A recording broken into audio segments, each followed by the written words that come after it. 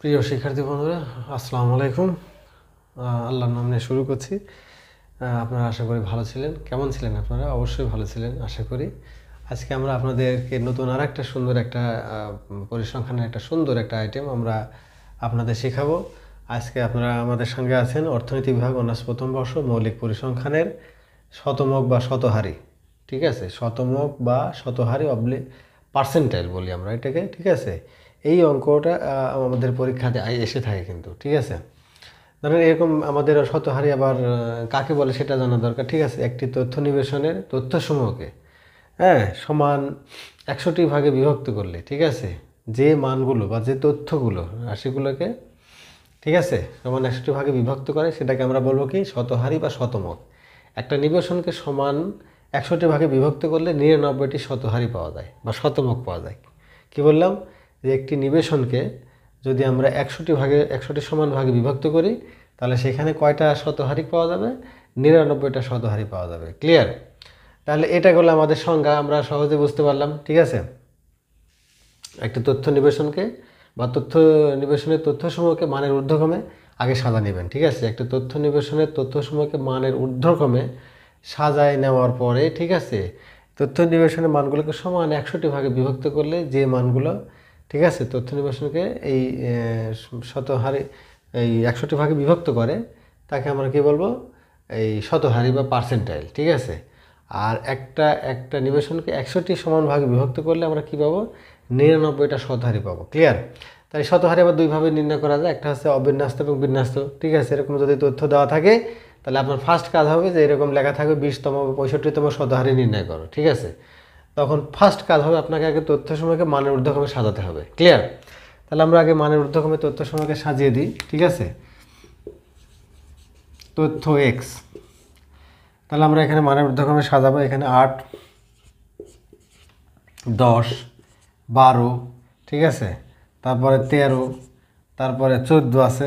ঠিক আছে, তারপরে দেখেন 15 আছে, 15, ঠিক আছে, তারপরে আমরা লিখবো এখানে 16 আছে, এই যে, ঠিক আছে, 16, তারপরে এখানে যে 17 আছে, 17, তারপরে আমরা লিখবো হলো 20 আছে, এই যে, ঠিক আছে, 20, তারপরে হলো 22, 25, ঠিক আছে, 22, 25, এই তথ্যটা আমাদের এখানে দেওয়া আছে। ক্লিয়ার? এই তথ্যটা কি আছে আমাদের এখানে দেওয়া আছে। এখন আমরা কি করব? আমাদের চেয়েছে কি 20তম শতহারি। ঠিক আছে, তাহলে আমরা এখানে লিখব 20তম শতহারি, 20তম শতহারি। P20 লিখলেও চলবে। ঠিক আছে, তাহলে 20তম চেয়েছে, তাহলে 20 ইন্টু n+1/100তম মান। ঠিক আছে, তাহলে 20।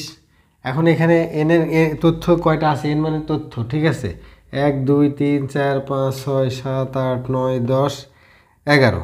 ঠিক আছে, 1, 2, 3, 4, 5, 6, 7, 8, 9, 10, 11, 1, 2, 3, 4, 5, 6, 7, 8, 9, 10, 11, 12। একটা তথ্য মানে বাদ পড়ে গেছে। ঠিক আছে,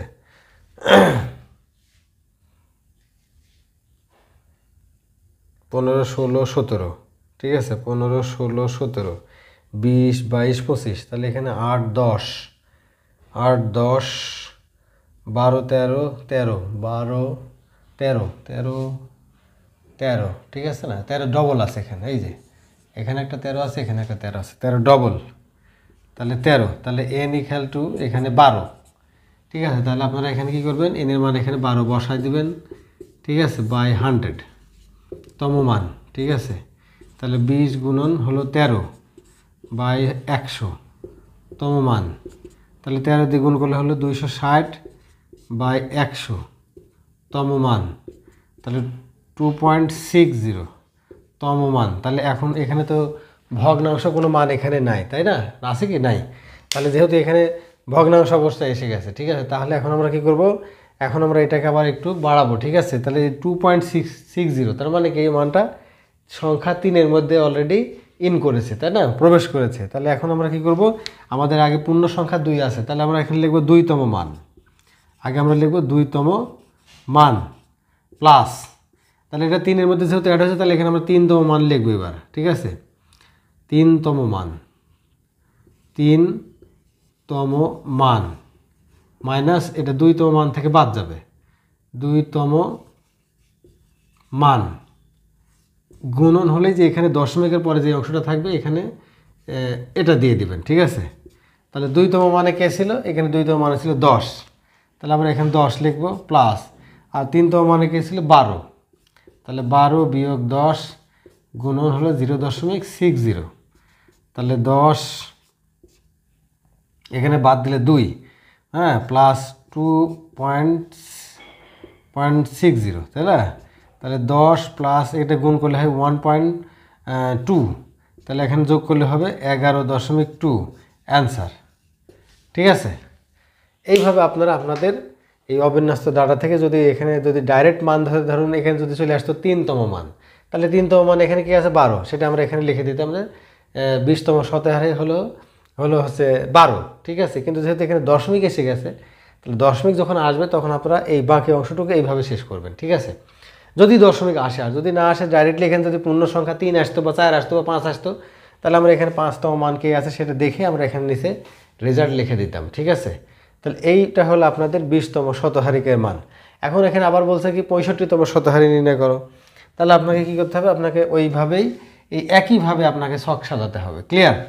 তাহলে আমি একটু ওইটা আবার একটু দেখাই দিই, ঠিক আছে? এটা মুছে দিলাম। এখানে ধরুন আপনাকে চাইলে 65তম শতহারি, তাহলে এখানে আপনি কী করবেন? তখন আপনি এখানে 65তম লিখবেন, ঠিক আছে? তাহলে P65, ওকে? তাহলে এখন এখানে 20 লেখা আছে, এখানে আপনাকে তখন কি করবেন? আপনি এখানে 65 লিখবেন, ঠিক আছে? তাহলে 65 ইন্টু এনের মান 12 প্লাস 1/100, ঠিক আছে? তম মান, তাহলে 65 গুণন 13/100 তম মান, তাহলে হলো এখানে 65কে 13 দিয়ে গুণ দিবেন, ঠিক আছে? 65কে 13 দিয়ে গুণ দিয়ে 100 দিয়ে ভাগ দিলে আপনার মান আসবে হলো 8.45 তম মান। এই যে দেখুন এখানে দশমিকের অবস্থা আসছে, দশমিক চলে আসছে, ঠিক আছে? এখন এই দশমিকের জন্য আমাদের আবার বাকি অংশটুকু কাজ করতে হবে। তাহলে এখানে আমরা 8তম মান লিখবো, যেহেতু পূর্ণ সংখ্যা আমাদের 8 আছে, তাহলে 8তম মান, ঠিক আছে? প্লাস যেহেতু 8.45 আছে, তার মানে 9-এর মধ্যে সংখ্যা ঢুকে গেছে, তাহলে 9তম মান, ঠিক আছে?